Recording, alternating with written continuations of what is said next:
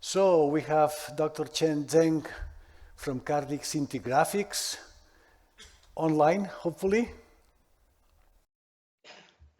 Hi, Santi. Can you hear me? Hello, Chen. Welcome. Yeah. Thank you very much for Santi's introductions.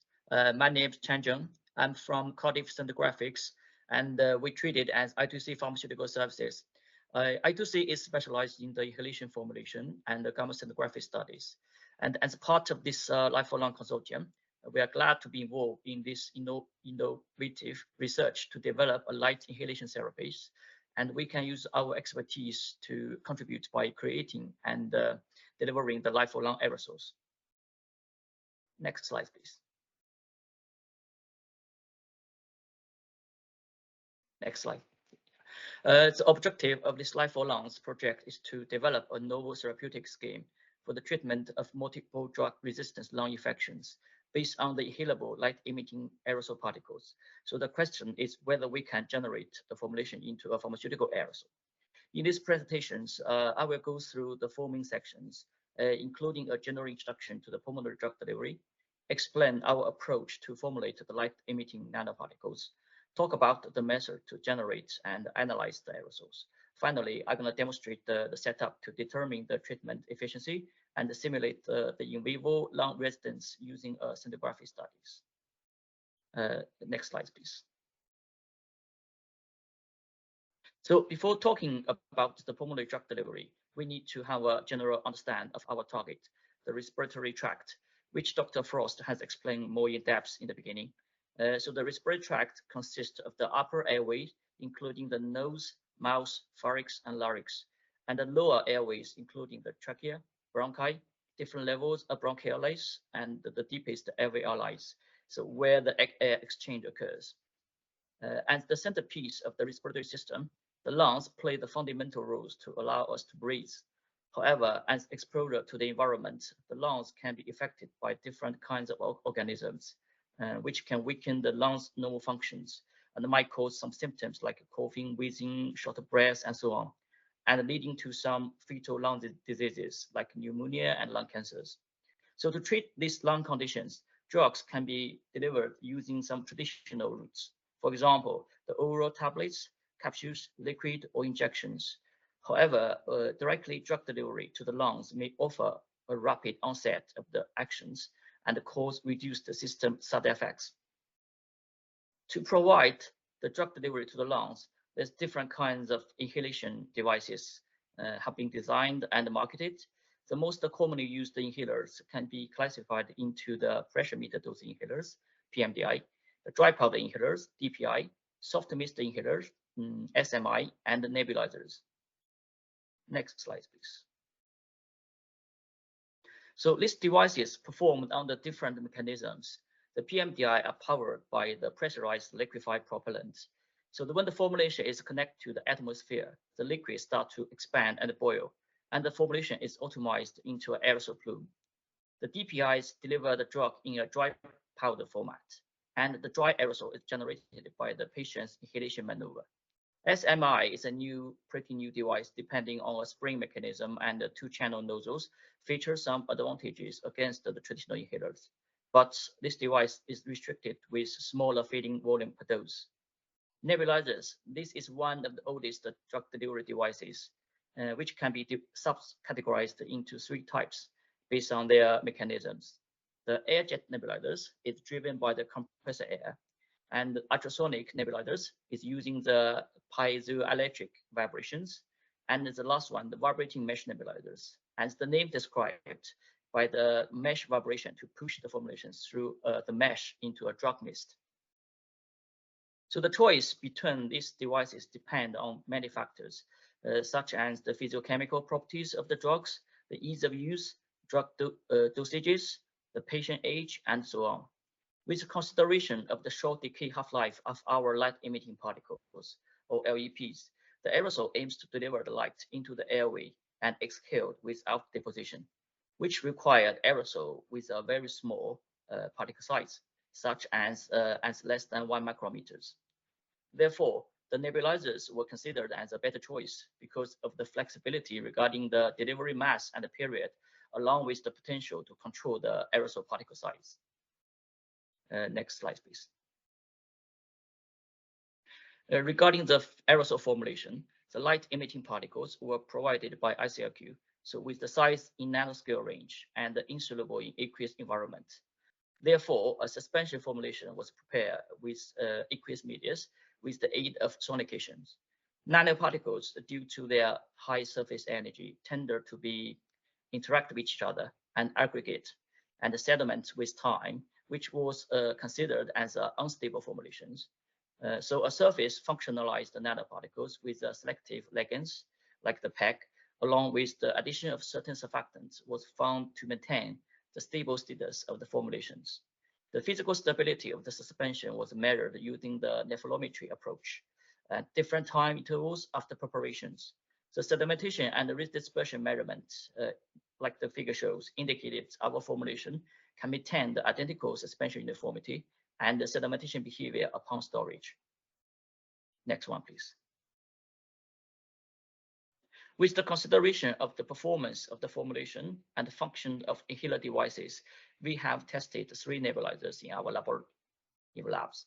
The air-jet nebulizers, the microcirrus, and the 2 types of vibrating mesh nebulizers, the Dipro and Aerogen Solo. So these devices were investigated with different LEPs and excipients under our control environment to optimize the aerosol performance. Next slide, please. So to characterize the aerosol generated by the nebulizers, 6-stage viable Anderson-Kasky impactors was selected and modified for collection of these water-insoluble nanoparticles. 6 stages of impactor plates were stacked together, and each stage contains multi-precision drilled orifices. This diameter of the orifice decreases across the successive stages. So when the aerosol is passing through this impactor, the large particles with sufficient inertia will deposit on the top stages, and the smaller particles are carried away with the gas stream and collected in the lower stages. Through the analysis of the mass deposited on each stage, we can calculate the particle size and the size distributions. The aerodynamic diameters is the most fundamental factors to predict the particle's aerodynamic behavior, and is considered with a direct correlationship with the human lung depositions. So when breathing the aerosols, the particles different sized tend to be deposits along the respiratory tract.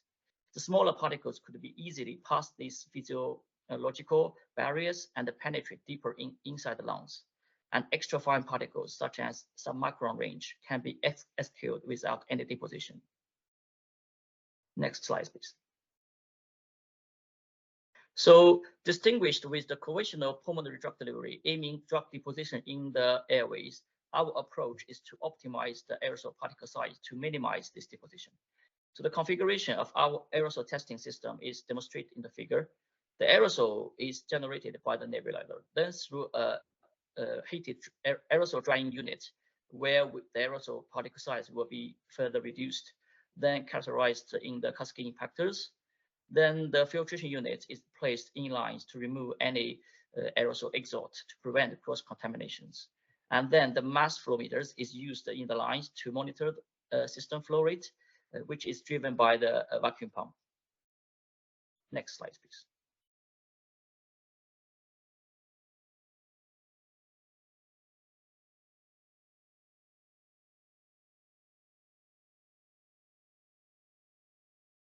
So after aerosol collections, the Kasky impactor was dismantled and particles impacted on each stage are recovered and quantified using a nephelometry method. The left figure shows the plotting of the percentage of LEP mass deposited in each impactor stage. We can see a large proportion, approximately 30% of the particles generated by the Dipros was captured in the stage 3 of impactor, where the cutoff diameter is about 3.3 micrometers. The Aerogen Solo deposits mainly in stage 5. The ECD is about 1.1, and the microcirrus is in stage 6, with the smallest ECD. It's less than 1 micron, it's about 0.65 micrometers. So compared with the vibrating mesh nebulizers, the microcirrus show the highest proportion of particles in submicron range. However, the microcirrus output and delivery rates are significantly low, and the majority of the formulation, like 96%, was trapped inside the nebulizer reservoirs. So as you can see from the right figures, the actual mass of LEPs deposited on each stage of the impactor, and clearly the averaging solo showing the highest delivery mass at stage 5 and 6, and therefore this aerosol system was considered as the most prospective device for the future aerosol excitation and emission measurements. Next slide, please. So the in vitro aerosolization experiments provided the evidence to estimate the mass of LEPs within submicron range to be aerosolized. This proposed diagram is the top diagram and demonstrate the aerosol containing the LEPs could be nebulized and excited by the external light source. They're delivered into an exposure chamber, which contains the bacteria and cell samples for antimicrobial efficiency and toxicity studies.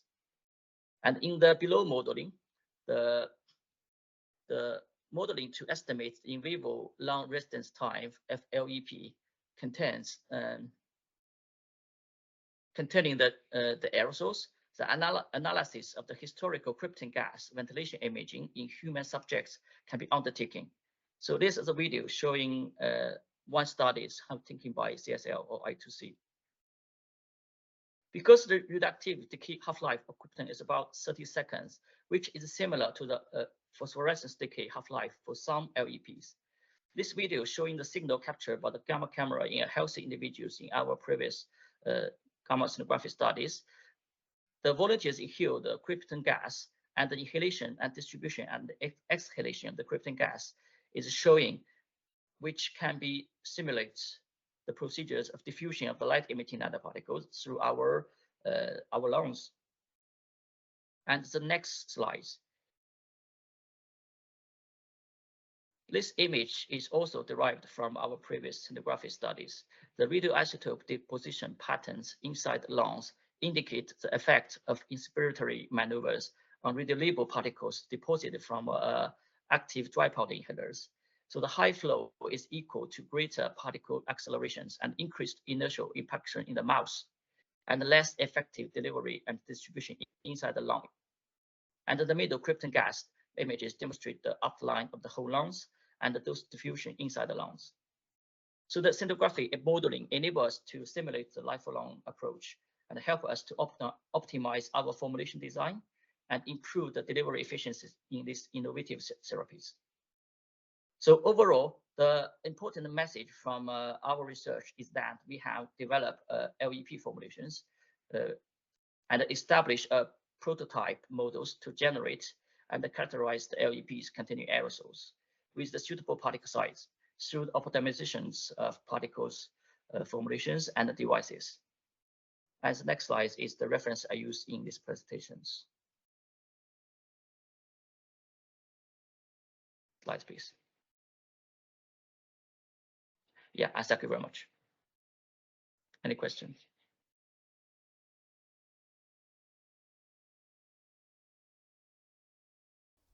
There is one question, Chen.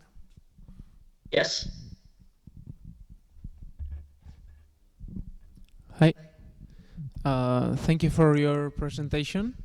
I was wondering if you have done studies of dose reproducibility after the aerosolization of your nanoparticles. Thanks. At the moment, because we are still designing the prototype of the modeling to deliver the submicron aerosols. So, and at the moment, all stages based on the in vitro testings. So we have some modelings before using the sonograph study is to simulate the same procedures as a prototype. Thank you. There are no more questions. Let us thank all the speakers, Chen and all the speakers for this morning. And we will have a lunch break now, and if you want, you can come back at 3 p.m. where we will have this round table discussing on how to move from results to the patient as we announced before. We'll have the presence of a representative of the European Commission, representative of institutional tech transfer, of course the researchers who have created companies, researchers who know the regulatory pathway, and I think this can be a very, very fruitful discussion, so I really invite you to come back and enjoy that discussion. Thank you so much.